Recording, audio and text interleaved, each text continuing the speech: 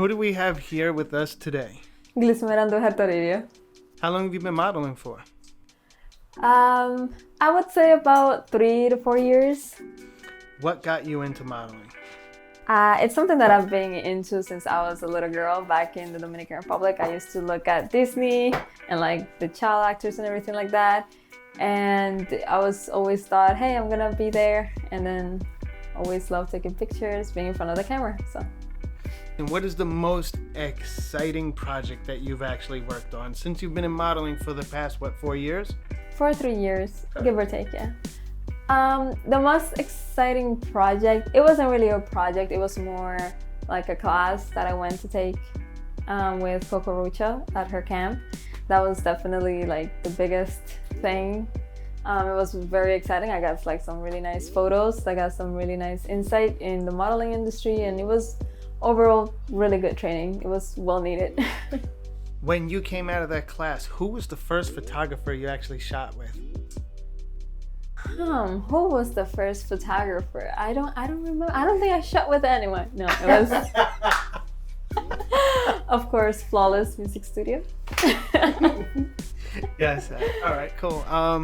And what did you bring that day from the class? I feel like I was way more dynamic. There was way more movement. I felt a little bit more comfortable in front of the camera. I wasn't shying away from just trying weird random poses and faces and everything like that. So that's the main thing, because that's definitely something that, I have to continuously work on and get better at. Let's go back to that training class. How long was it for? How long were you in training? It was 3 days. Wow, my memory is very bad right now. But yeah, it was 3 days. The first day was mainly runway class, just talking about the industry and everything like that. And the last 2 days, it was posing and, just facial expressions, body posing, knowing how to show emotion. And the last was just photos and, just sharing with everyone what we learned and what we look forward to in the future and everything like that. What's your next step kind of after class? So after the class, I was doing way more collaborations than before. Like 2019, like towards the end of it, it was like very busy for me. I was doing a lot of work. I was getting way more comfortable with it. Unfortunately, I wasn't able to sign off right after. I believe that I needed that time to just build up my portfolio with better photos. And then at the start of the pandemic, actually, that's when I got signed.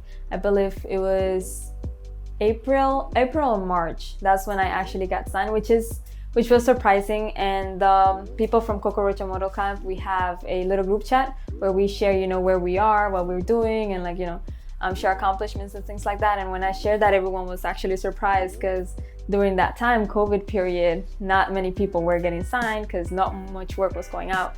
So I was one of the few lucky ones that got signed into the agencies, and I'm going into 2 years with them. Wow. And do you find it to be very helpful to be signed to a modeling agency?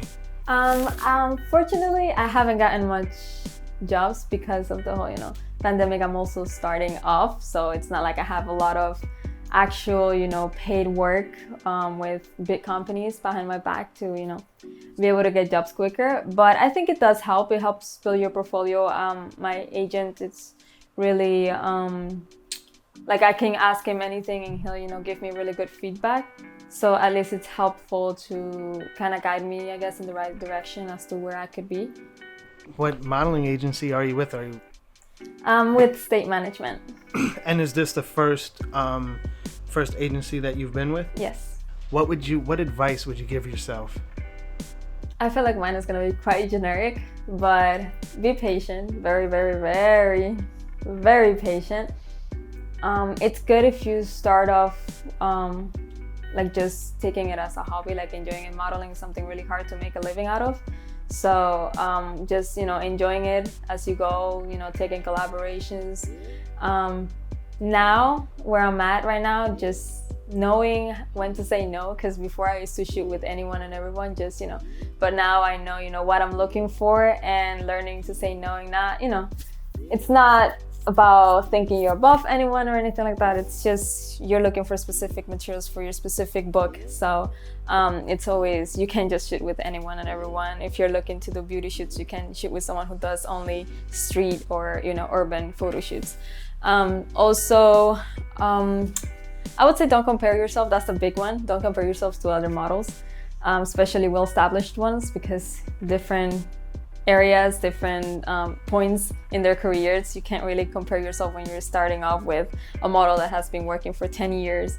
And because that happened to me during the pandemic, I saw that I was signed, and I saw some of the models that they've had that have 3 agencies that are signed with state management and 3 other agencies, and they're getting booked left and right.